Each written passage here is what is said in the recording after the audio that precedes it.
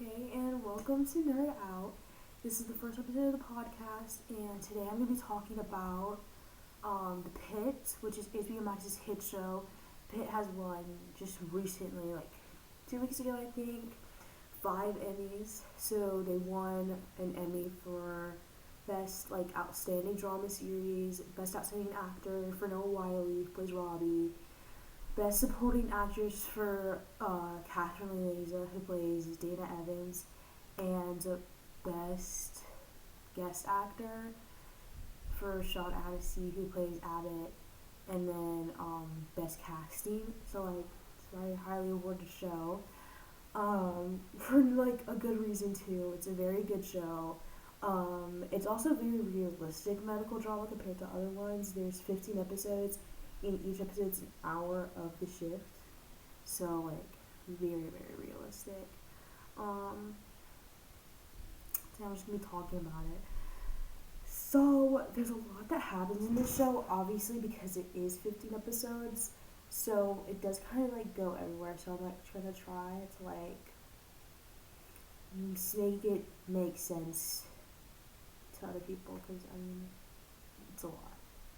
So I'm just going to go through our main characters first. So we have Robbie, who I mentioned earlier. He's the attending physician for the day shift.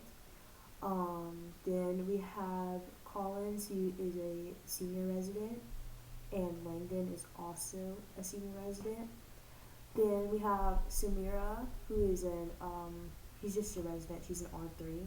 And then McKay is also a resident. She's an R4.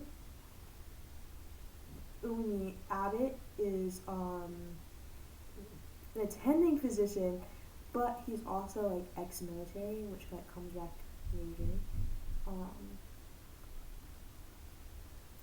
Then we meet Dana, the charge nurse, and then we also meet all our med students, which is Javadi, Whitaker, and Mel. Her full name is Melissa, but everyone just calls her Mel. And Santos. And then we also their side characters really, Perla, Princess are nurses, and then Gloria is the hospital director, and Robbie continuously argues with Gloria because like I said, the show's very realistic, so it takes on the real issues that these ER doctors and nurses face, and one of those is the nursing shortage. And he kind of argues with her. He's like, we need to hire more people and we need to get more beds so these people aren't waiting forever for the bed that they need. So one thing that I really like about the show is that there's absolutely no music throughout the entire show, and the only music that plays in the show is at the very beginning when Robbie has his AirPods in, and at the very end of the show when Robbie has his AirPods in again.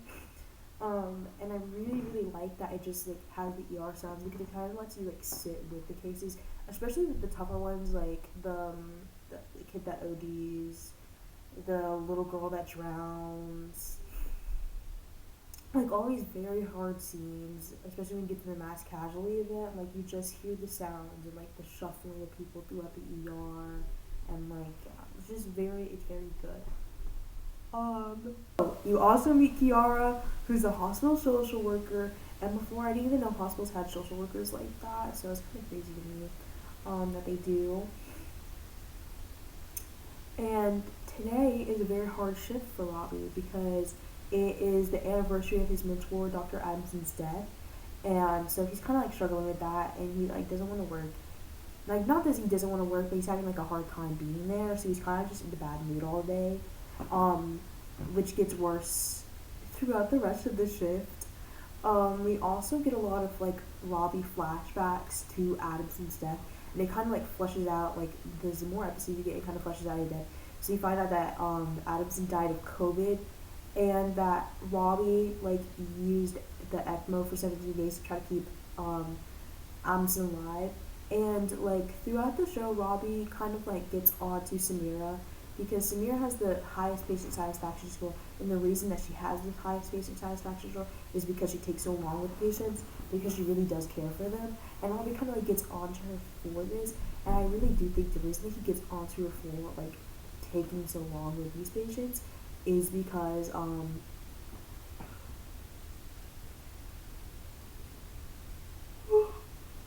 when she does that, it reminds him of himself and like what he did with Addison.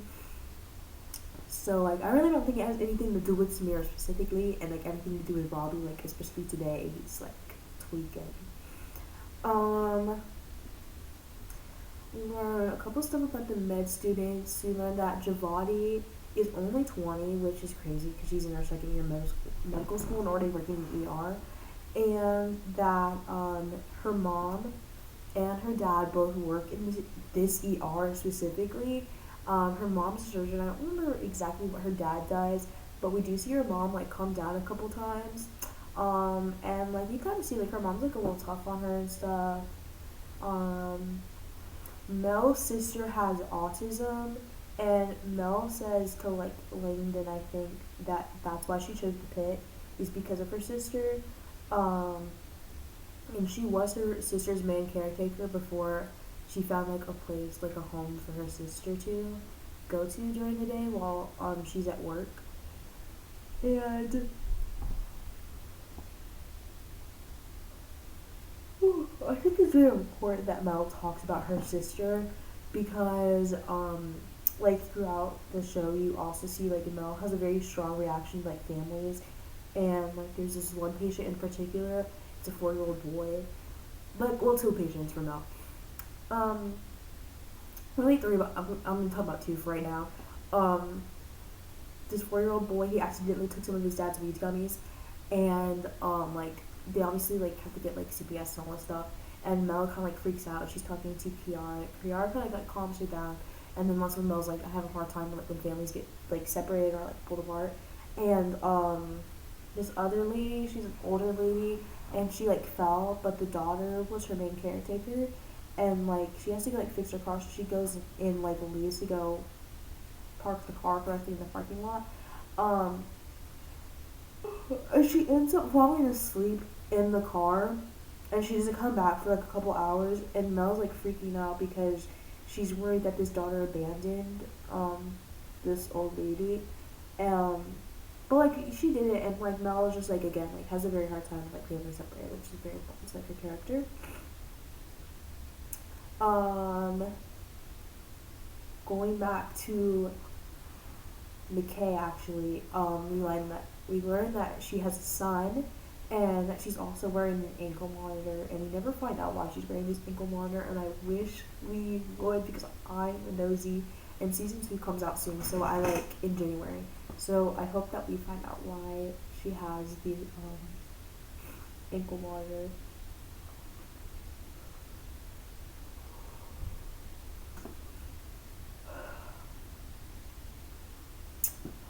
So another patient that Samira deals with that like shows like really how much she cares for patients is this patient with sickle cell. And at first, like when they bring her in, they think she's drug seeking, but like Samira very quickly realizes that she has having a sickle cell crisis and like communicates that. And takes a really long time to like make sure like this patient's okay and like has everything that she needs. And Samira's talking to this lady and her wife, and Samira's telling like the hospital doesn't really deal well with sickle cell. They don't like really know how to. But like her thesis is about like the treatment of people of color in medicine, which is a very important thing because obviously like sometimes they're gonna get treated differently because they are people of color, and like people in medical fields do have those like biases, which is wrong, of course. Like, I think it's very important that like Samira is like good with sickle cell, and like I hope they like kind of like bring that back in season 2 that like she really wants to like work with this stuff in the ER. Um, Baker has a patient that dies, and it's not his fault that it dies because it was like literally like only a 1% chance that this dude could have died of what was happening to him. It was a cardiac arrest. Like Whitaker wasn't even with him when it happened. Um, and Robbie's talking to Waker like after they have like a moment to like kind of reflect on the case, and Robbie tells him 150,000 people die every day in the world, and you got one of them, but you learn to live with it and accept it as much as your own morality. and find balance if you can. And Whitaker asks him, he's like, you found balance? And Robbie's like, no, not even close. And it's important for Robbie's character specifically because it does come back later. Whitaker does like kind of like say this again to Robbie, and like you can see throughout the shift, like he struggles a lot with the patients that he has that die, and I think it goes back to like the Adamson thing too. Like obviously it's been like 4 years, 4 or 5 years since Adamson died, and like he still cannot like handle it really, especially like working this shift. Um, Whitaker, like a lot of med students kind of like mess up a little bit, and Whitaker like continuously spills things over himself throughout the shift, and Samir tells him, "I'm sure the rest of your shift will be better," which is foreshadowing because the rest of the shift was not better, and like literally anytime you say that, anywhere at any workplace, it immediately gets worse. It immediately gets worse. Um, Santos is a very like sarcastic and ambitious person, and you like kind of like see that at first, and like you don't really like her at first, but like eventually like she does. I'll go to it, but like she does something I like. I really like her because I think her arrogance comes out of not confidence, but like the experience that she's had in her life, and not just like she thinks she's better than everybody else.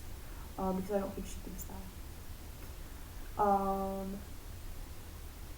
And then Robbie's talking to this one family, and their dad's like dying, and he tells them this that Adamson taught him, and it's just four things: that I love you, thank you, I forgive you, please forgive me. And I also think it's very important that he like says it because it's important because Adamson told him that, but like I doesn't really come back. I kind of wish it did come back, but like Robbie really like struggles like with Adamson. Like it keeps going back like all the Adamson stuff you get. Um, so I don't think I mentioned it earlier, but college is like very early on in her pregnancy, and a patient comes in that is she's 17 and she wants to get an abortion, and so Abbott like kind of like lowballed the measurements so the teen could still get the abortion, and he made it 10 weeks instead of what it actually was. And like Collins comes and checks, she talks to Robbie, and Robbie's like, "Don't worry, I'll like do it, and I'll just lowball it as well." Um, and the like actual mother of this girl comes in, and she fights with the aunt that was with the girl, and the mom pushes Collins, and then you later find out that Collins miscarried because of it. And I also think it's kind of important that this happened because nurse assault is like a very real thing that happens, and there's not really like a lot of laws around it, and it kind of doesn't get talked about. So again, like I'm really glad the show brought it up.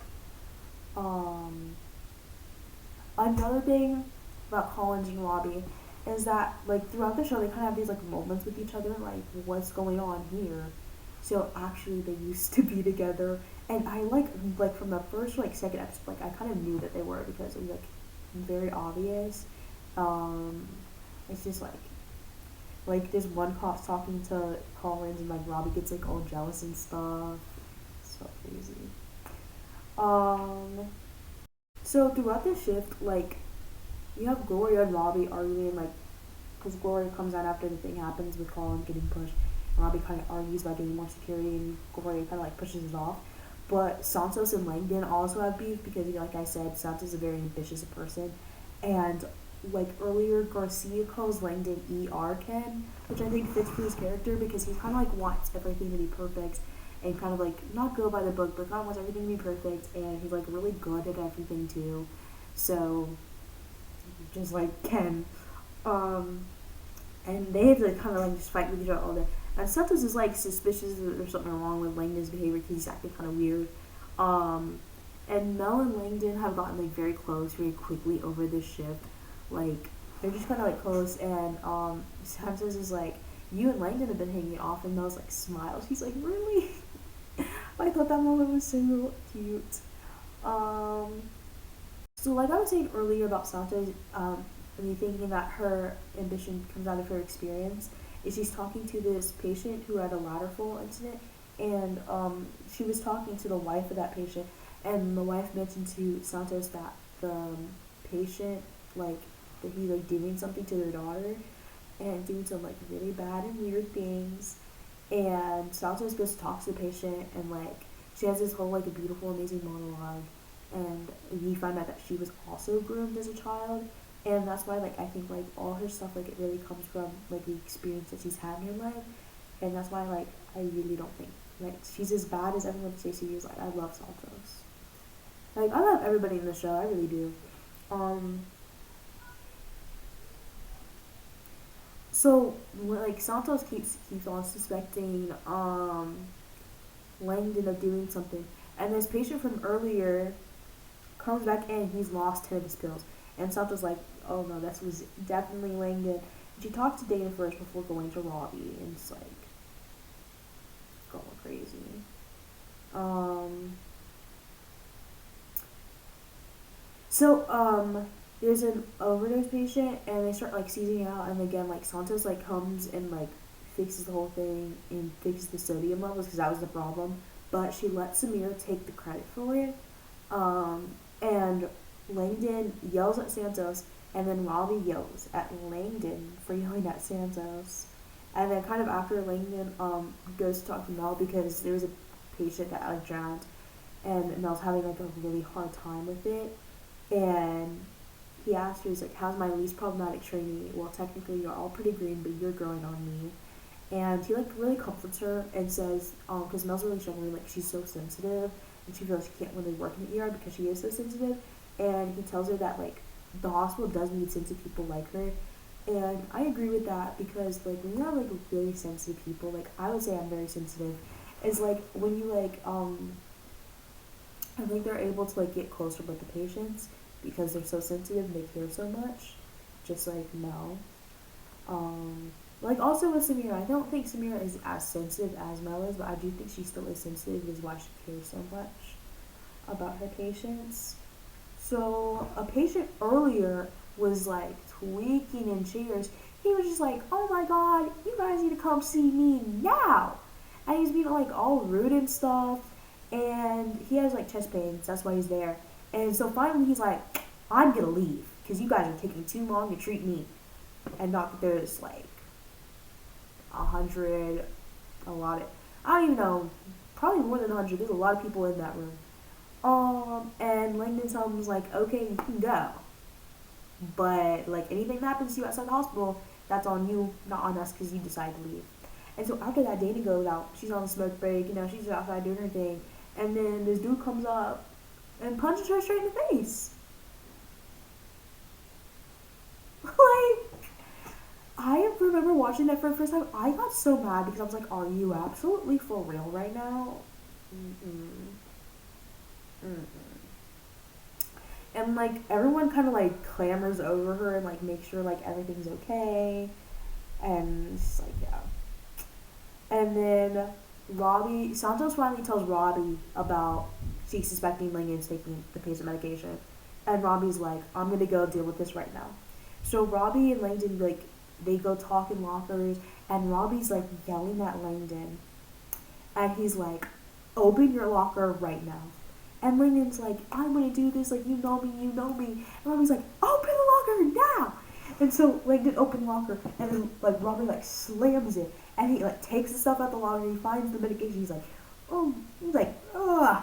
He like, and he throws the stuff at Langdon. He pushes like he's like, "Get out!" And then Langdon like cause like he's like scared. He just like goes out, scurries really. And then Robbie's like he gets out the locker room and he's like snapping at everyone. He's just done. Um, and then Robbie and Collins have this very like beautiful, amazing talk with each other, and like I can definitely not encapsulate how amazing that talk is. But you would just have to go watch it. And Collins tells Robbie about the miscarriage, um, and it's really hard like for Collins to like talk about it, obviously, um, And Collins mentions that it wasn't her first time being pregnant, and like I said earlier, like that hinted that there used to be a relationship between them, and that they dated a couple years ago. Um, it's like it's implied and hinted at that it was Robbie's baby and she had an abortion, obviously. And like it was Robbie's baby, and she goes like, I don't know if he'd ever forgive me. She doesn't like say that it was Robbie. And then Robbie tells her like, I think he would forgive you, and I think you should forgive yourself. And he sends Collins home. And then earlier there was a mom that came in with her son, and like the mom made herself throw up because the son like he had a list of girls that he wants to like get rid of and like exterminate or something crazy like that. And the kid kind of leaves, and the mom's just kind of like lingering around all day to see if they can like contact this kid again to go talk to him. And at one point, Robbie's talking to her, and he says like a very important quote that like kind of goes back into my point about how the show like really does delve deep into these like real world issues. And he says to her, "But we are failing young men because we don't tell them how to express their emotions. We just tell them to man up, and then we let them get their lessons in manhood from toxic podcasts. And these young men then feel isolated from themselves and society, and they find community and comfort in all the wrong places." And I think that's very important because, like, there's people like these kids all the time, and like they just come and hurt people because they're hurt, and like they don't have like the outlet to like talk about how hurt they are. So finally, we're getting to the climax show, and it's the mass casualty event. So what happened is there was like a shooter at this music festival called Pit Fest, and they really get into like this mode quickly, and the night shift comes, and you get Abbott comes back along with the other night shift that I was talking about earlier. You meet Dr. Shen, who's attending, Dr. Ellis, who's a resident, and Dr. Walsh, who's a surgeon, and they put the hospital in the zone so like they can get all the patients. Um, and then you'll get another one of my favorite Abbott moments. So they very quickly run out of Omeg blood, and you need a lot of that if you're working on all these shooting victims. And so Mel donates, but Abbott also donates, but he's donating while working on a patient, and he's like teamed up with Samira, and like I just love their dynamic. They're amazing. And he's like, she's talking to him, she's like, "Are you donating?" He's like, "Oh, Neg, yeah." And then like the camera like pans down and like shows him like donating while he's working on the patient. I was like, he's so cool. So I mentioned earlier that McKay has an ankle monitor, and it literally goes off while she's working on the patient. So she's using the IO to take it off, and then in the last episode, the police come and arrest her because of it. And then Robbie and Abbott kind of get the police to go away, and it's like, "Don't like stop working on my resident. Like we need her." And she did because of like what happened. The police kind of like back off a little bit. Um, and then Robbie has kind of like a stepson of Jason. He dated the mom a couple of years ago, but he's still very close with the son, Jake. And Jake went to the festival with his girlfriend Leah, so he comes in, and his girlfriend Leah was shot in the chest. And Robbie kind of does the same thing that he does to Abson. Like, he uses all these resources to try and save Leah, but like Abbott tells Robbie that like even if it was a normal day, they barely could have done the procedure because the fact that the bullet tore through her heart, and Robbie's using all of this blood for her that like the other people need. And you get another Adamson flashback with this, and Robbie has to go tell Jake that Leah died, and Jake like they're both crying while talking to each other, and Jake's like, why can you save her? And Robbie says this like amazing quote that like it really tells you why they won so many Emmys. "And I'm gonna remember Leah long after you've forgotten her." Just an amazingly beautiful quote. Like whoa. Um, just wow. And like I just can't like get over how good it is. Like it's such a good quote because it's true. Like I mean, I'm sure like Jake is obviously gonna be really sad, but like Robbie's gonna remember all these people that died today that he had to watch die. Like he's just gonna remember thinking about like it's gonna linger with him. Um, And then Robbie has a panic attack, and Diamond's just everything like kind of like culminates to him. He's just like kind of like losing about everything, and he is reciting a Jewish prayer to himself. And Whitaker's the one that finds him, and he kind of repeats the thing back earlier about finding balance to him, and they kind of like get back into action. Another one of my favorite Abbott moments, like he's just the best. So Samira does like a very like quick thing, on a patient that Walsh thinks is gonna crash, and Walsh is like we're not gonna do this. Like this patient's like literally gonna die, and the patient doesn't, and like the patient stabilizes again. And then Abbott's like, that wasn't too shabby, huh, Dr. Walsh? I think we can admit him to general surgery now. He's all like, ooh, like, and it's just so funny. Like, I love it. Like a patient reunites with her daughter, and Mel kind of like tears up, going back to like her family thing. And Robbie like kind of like comforts her a bit and tells her that to never apologize for feeling something for your patients, which I think is advice that Robbie also needs to take, because like he obviously feels stuff for this patient too. He kind of tries to act like he doesn't, but he clearly does. And then finally they kind of get all like the shooting victims out and like where they need to be to like get the treatment, and then they're kind of going back to normal, like ER normal, and the day shift is leaving and the night shift's like taking over, and Robbie gives them like a whole speech, and this is like what he says to them, like a quote from it. He says, "This place will break your heart, but it is full of miracles, and that is a testament of all of you coming together and doing what we do best." I think this is kind of like the quote of the show, like it just kind of encapsulates the entire show, or like a nice little ribbon, and that this place will break your heart. Like multiple times at the show, like all these horrible things happen, all these people die, and it's like very sad and emotional. But like also miracles happen. Like you save all these different people, all these other people that think are like they're not gonna get saved, they get saved, and it's just amazing. And it's all because the doctors, the residents, the nurses all come together and do what they do best. And at the beginning of the show, Abbott is standing on the roof, and Robbie kind of like gets him to come down. And again, they parallel it. Robbie's the one sitting on the like standing on the roof, and Abbott's the one trying to get him to come down. And Abbott mentioned something. He's like, "I don't know why I keep coming back here."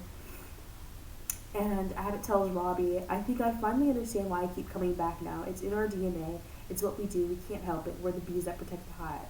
It's very important. Like that's their thing, is that like they want to help and protect these people that like need the help. And that kind of gets Robbie to like calm down a bit, and they go back down.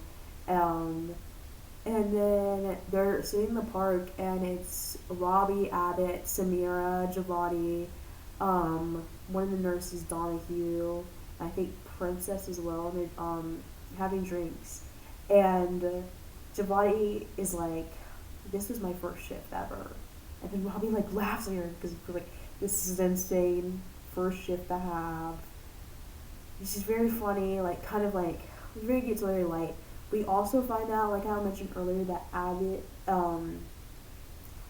is a ex-military. We also find out that he's a leg amputee.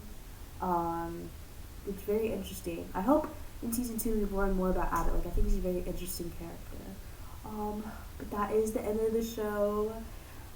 Such an amazing show. Just it's so good. I obviously cannot wait for season 2 before we talk about this entire episode. I'm very excited for season 2 to come out like in January. I'm so excited because I love the show so much. But that's it for this episode. I hope you guys enjoyed it. I'll be back next month to talk about Taylor Swift's new album. I'm so excited to hear. Okay, that's all.